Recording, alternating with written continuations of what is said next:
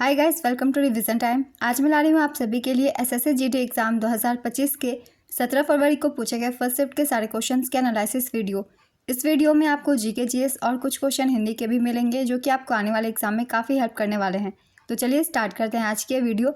मगर वीडियो को स्टार्ट करने से पहले अगर आप चैनल पर पहली बार आए हैं तो चैनल को ज़रूर सब्सक्राइब कर लीजिएगा और साथ ही इस वीडियो को लाइक भी ज़रूर कर दीजिए। तो चलिए स्टार्ट करते हैं 17 फरवरी को पूछे गए सारे क्वेश्चन के एनालिसिस वीडियो। क्वेश्चन नंबर 1, गरीबी हटाने के लिए पहली बार किस योजना में जोर दिया गया था? इसका आंसर होगा 5वीं पंचवर्षीय योजना में। 5वीं पंचवर्षीय योजना की अवधि 1974 से 1979 तक की थी, किंतु वर्ष 1978 में नवनिर्वाचित मोरारजी देसाई सरकार ने इस योजना को एक वर्ष पूर्व ही 1978 में खारिज कर दिया। भारत में गरीबी हटाओ का नारा 5वीं पंचवर्षीय योजना के तहत दिया गया था। 5वीं पंचवर्षीय योजना का मुख्य उद्देश्य गरीबी का उन्मूलन करना तथा आत्मनिर्भरता देश के अंदर बनाए रखना था। नेक्स्ट क्वेश्चन, दक्षिण भारत में सबसे कम साक्षरता दर किस राज्य की है? इसका आंसर है आंध्र प्रदेश। यहाँ की साक्षरता दर है 67.4%। ओवरऑल कैटेगरी में ये 31वें स्थान पर है। तो चलिए साक्षरता दर से सभी इंपॉर्टेंट पॉइंट्स की एक बार हम रिवीजन कर लेते हैं। 2011 की जनगणना के अनुसार भारत की साक्षरता दर 74.04% है, जिसमें पुरुष साक्षरता दर 82.14% और महिला साक्षरता दर 65.46% है। 2011 की जनगणना के अनुसार सर्वाधिक साक्षरता वाला राज्य केरल है। यहाँ की साक्षरता दर है 94%। सर्वाधिक साक्षरता वाला दूसरा राज्य है मिजोरम। यहाँ की साक्षरता दर है 91.3%। तीसरा राज्य है गोवा। गोवा की साक्षरता दर है 88.7%। 2011 की जनसंख्या के अनुसार न्यूनतम साक्षरता वाला राज्य बिहार है। बिहार की साक्षरता दर है 61.8%। न्यूनतम साक्षरता वाला दूसरा राज्य है अरुणाचल प्रदेश। अरुणाचल प्रदेश की साक्षरता दर है 65.4%। तीसरा राज्य राजस्थान। यहाँ की साक्षरता दर है 66.1%। 2011 की जनगणना के अनुसार सर्वाधिक साक्षरता वाला केंद्र शासित प्रदेश लक्षद्वीप है। यहाँ की साक्षरता दर है 91.8%। दूसरे स्थान पर है दमन और दीव। दमन और दीव की साक्षरता दर है 87.1%। 2011 की जनगणना के अनुसार न्यूनतम साक्षरता दर वाला केंद्र शासित प्रदेश दादरा और नगर हवेली है। यहाँ की साक्षरता दर है 76.2%। तो साक्षरता दर से जितने भी क्वेश्चन पूछे जा सकते थे मैंने सभी को लिख दिया है। आप सभी पॉइंट्स को अच्छे से रिवीजन कर लीजिएगा। नेक्स्ट क्वेश्चन, सोनल मानसिंह को पद्म विभूषण से कब सम्मानित किया गया था? इसका आंसर है 2003 में। काफ़ी बार मैंने एक्स्ट्रा फैक्ट्स में बताया हुआ है। 2003 में इन्हें पद्म विभूषण दिया गया था। चलिए कुछ इंपॉर्टेंट पॉइंट्स की रिवीजन कर लेते हैं सोनल मानसिंह से संबंधित, क्योंकि इनसे क्वेश्चन पूछे जाते हैं अधिकतर एग्जाम्स में। सोनल मानसिंह एक भरतनाट्यम और ओडिसी नृत्यांगना है। सोनल मानसिंह को भारत सरकार ने 1992 में कला के क्षेत्र में पद्म भूषण से सम्मानित किया था। 2003 में सोनल मानसिंह पद्म विभूषण से सम्मानित होने वाली दूसरी भारतीय महिला नर्तकी बनी। भारत की पहली महिला नर्तकी जिन्हें पद्म विभूषण से सम्मानित किया गया था वे तंजौर की बाला सरस्वती थीं। ये भरतनाट्यम नर्तकी थीं। उन्हें 1977 में यह सम्मान मिला था। सोनल मानसिंह को भारत के राष्ट्रपति ने राज्यसभा का सदस्य बनने के लिए नामित किया था। उन्हें 1987 में संगीत नाटक अकादमी पुरस्कार से भी सम्मानित किया गया था। तो ये कुछ इंपॉर्टेंट पॉइंट्स थे सोनल मानसिंह से संबंधित। और अब हम यहाँ रिवीजन कर लेते हैं भरतनाट्यम से संबंधित कुछ प्रमुख कलाकारों के नाम, जिनसे एग्जाम में क्वेश्चन पूछ लिए जाते हैं कभी कभी। भरतनाट्यम के प्रमुख कलाकारों के नाम हैं सोनल मानसिंह, स्वप्न सुंदरी, रोहिंटन कामा, बाला सरस्वती, अलारमेल वल्ली, मृणालिनी साराभाई, मल्लिका साराभाई, वैजयंती माला, रुक्मणी देवी, लैला सैमसन, पद्म सुब्रमण्यम। इन सभी का संबंध भरतनाट्यम नृत्य से है। और यहीं पे हम रिवीजन कर लेते हैं ओडिसी के भी कुछ कलाकारों के नाम। किरण सहगल, माधवी मुदगल, केलूचरण महापात्रा, पंकज चरण दास, मीनाती मिश्रा, शाश्वत जोशी, रंजना गौहर, सुजाता महापात्रा, शर्मिला बिस्वास, इंद्रानी रहमान, गंगाधर प्रधान, कुमकुम मोहंती, संयुक्ता पाणिग्रही। ये कुछ नाम हैं ओडिसी कलाकारों के। चलिए अब अगला प्रश्न देखते हैं। संविधान का 74वां संशोधन के तहत नगरपालिका चुनाव का आयोजन किसके द्वारा किया जाता है? इसका आंसर है राज्य चुनाव आयोग द्वारा। भारतीय संविधान का 74वां संशोधन अधिनियम 1992 शहरी स्थानीय स्वशासन से जुड़ा है। इसे नगरपालिका अधिनियम के नाम से भी जाना जाता है। इस संशोधन के जरिए नगरपालिकाओं को संवैधानिक दर्जा दिया गया और उन्हें संविधान के न्यायोचित हिस्से में शामिल किया गया।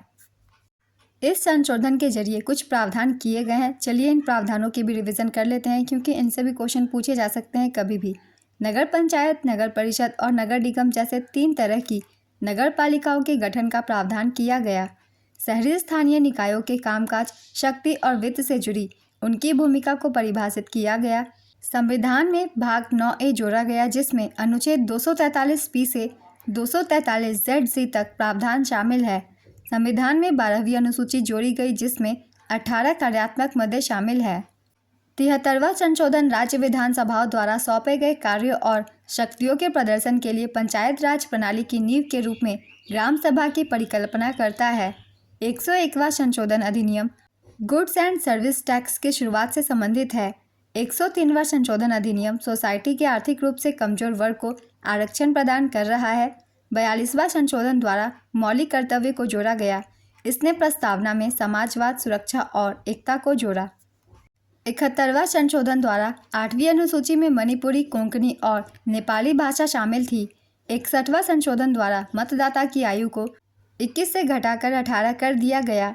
तो ये कुछ इंपॉर्टेंट संविधान के संशोधन थे जिनसे एग्जाम में क्वेश्चन पूछे जाते हैं, इसलिए इन्हें भी आप सब याद रखिएगा। नेक्स्ट क्वेश्चन, असम का फसल उत्सव कौन सा है? इसका आंसर है माघ बिहू। माघ बिहू असम में मकर संक्रांति के दिन मनाया जाने का त्यौहार है। इसे भोगाली बिहू के नाम से भी जाना जाता है। माघ बिहू एक फसल उत्सव है और इसे बड़े उत्साह और दावत के साथ मनाया जाता है। असम में साल में 3 बिहू मनाए जाते हैं। पहला है बोहाग या रोंगाली बिहू, जो अप्रैल के महीने में मनाया जाता है। दूसरा है कटी बिहू या कोंगाली बिहू, जो अक्टूबर के दौरान मनाया जाता है। और तीसरा है माघ बिहू या भोगाली बिहू, जो जनवरी के दौरान मनाया जाता है। तो ये 3 तरह के बिहू पर्व मनाए जाते हैं। नेक्स्ट क्वेश्चन, अक्टूबर 2024 तक दिल्ली की मुख्यमंत्री कौन थी? इसका आंसर है आतिशी मारलेना। संविधान के किस अनुच्छेद के तहत राज्य को अनुसूचित जनजातियों के शैक्षिक और आर्थिक हितों को बढ़ावा देने का निर्देश है? इसका आंसर है अनुच्छेद 46 के तहत। एशियाई खेल 2023 में भारत के ध्वजवाहक कौन थे? इसका आंसर है हरमनप्रीत सिंह और लवलीना बोरगोहेन। भारत 19वें एशियन गेम्स 2023 में कुल 107 पदकों के साथ चौथे स्थान पर रहा था। भारत ने 28 गोल्ड, 38 सिल्वर और 41 ब्रॉन्ज जीते थे। पहले स्थान पर था चीन। चीन ने 383 पदक जीते थे, जिसमें से था 201 गोल्ड, 111 सिल्वर और 71 ब्रॉन्ज। दूसरे स्थान पर जापान था। जापान ने 188 पदक जीते थे। तीसरे स्थान पर था दक्षिण कोरिया। इसने 190 पदक जीते थे। आयोजन स्थल थी चीन के हांझाओ में ओलंपिक स्पोर्ट्स सेंटर स्टेडियम में। इसे बिग लोटस के नाम से भी जाना जाता है। इसकी मोटो थी हार्ट टू हार्ट @फ्यूचर। शुभंकर का नाम था Chenchen, Congcong, Lianlian. Official theme song थी विथ यू एंड मी। इस गेम्स की ओपनिंग सेरेमनी के भारतीय दल के ध्वजवाहक हरमनप्रीत सिंह और लवलीना बोरगोहेन थी। समापन समारोह के भारत के ध्वजवाहक थे PR श्रीजेश। ध्वजवाहकों के नाम मैं हमेशा आप सभी को बोलती हूँ, याद रखिएगा, क्योंकि इनसे अक्सर क्वेश्चन पूछ लिए जाते हैं।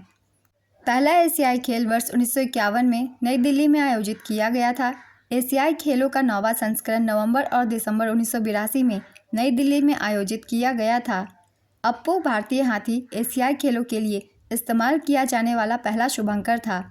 20वें एशियाई खेल वर्ष 2027 में जापान में आयोजित किए जाएंगे। तो एशियाई खेलों से ये कुछ इंपॉर्टेंट पॉइंट्स थे, इन सभी को आप सब याद रखने हैं, क्योंकि अक्सर एग्जाम में पूछ लिए जाते हैं इन सभी से क्वेश्चन, वो भी खासकर SSC के एग्जाम्स में। नेक्स्ट क्वेश्चन, किस नदी का उल्लेख ऋग्वेद में नहीं मिलता है? कृष्णा, सिंधु, सरस्वती, ताप्ती। इसका आंसर है कृष्णा। ऋग्वेद में कृष्णा नदी का उल्लेख नहीं मिलता। ऋग्वेद में सिंधु नदी का जिक्र सबसे ज़्यादा बार मिलता है। ऋग्वेद में करीब 25 नदियों का जिक्र मिलता है। ऋग्वेद के नदी स्तुति सूक्त में गंगा, यमुना, सरस्वती, सुतुद्री, पुरुषनी, अस्किनी, मुरुद्रविद्या, वितस्ता, अर्जिकी, सुसोमा जैसी नदियों का जिक्र मिलता है। नेक्स्ट क्वेश्चन, सुश्री भक्ति प्रदीप कुलकर्णी किससे संबंधित है? इसका आंसर है शतरंज। इनका संबंध गोवा राज्य से है। नेक्स्ट क्वेश्चन, मैग्नीशियम हाइड्रोक्साइड को किसके नाम से जाना जाता है? इसका आंसर है मिल्क ऑफ मैग्नीशिया। जो किसी दूसरे पर आश्रित रहे, वाक्यांश के लिए एक शब्द बताइए। इसका आंसर है परावलंबी। कपटी शब्द का विलोम शब्द क्या होगा? इसका आंसर है ईमानदार या निष्कपट। जो कभी बूढ़ा ना हो वाक्यांश के लिए एक शब्द बताइए। इसका आंसर है अजर। उल्लास का विलोम शब्द क्या होगा? इसका आंसर है विषाद या उदासी।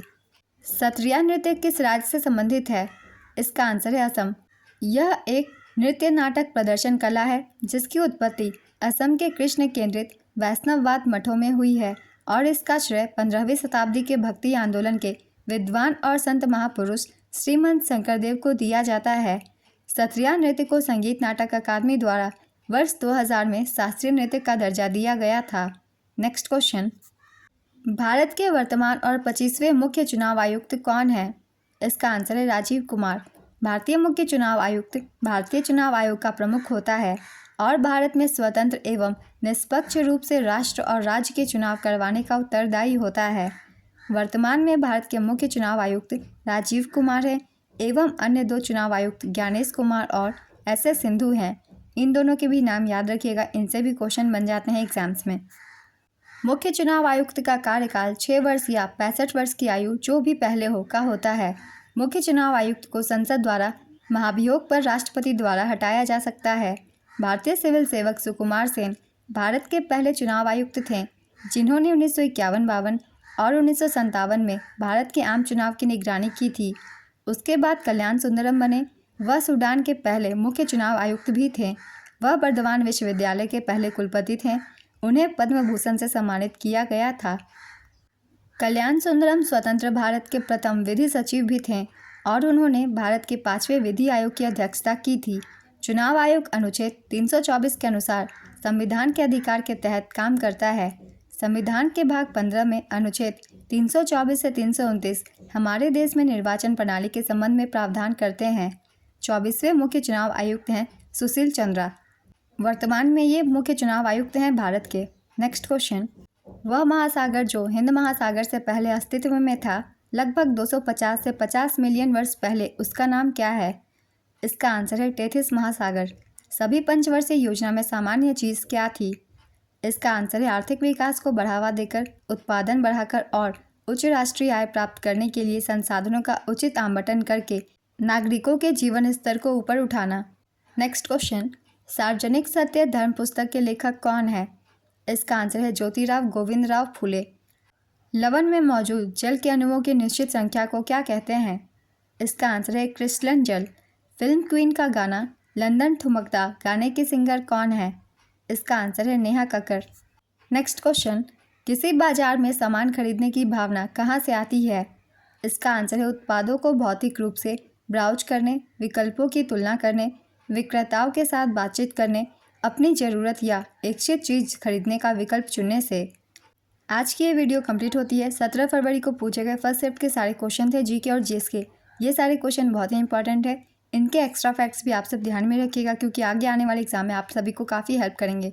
तो चलिए फिर मिलते हैं अगली एनालिसिस वीडियो के साथ। अगर आप चैनल पर पहली बार आए हैं तो चैनल को ज़रूर सब्सक्राइब कर लें और साथ ही इस वीडियो को लाइक भी ज़रूर कर दें। इस तरीके की एनालिसिस वीडियो आपको आने वाले एग्जाम्स के लिए भी मिलते रहेंगे। फिर मिलते हैं अगली वीडियो के साथ। आप सभी को आने वाले एग्जाम्स के लिए ऑल द बेस्ट।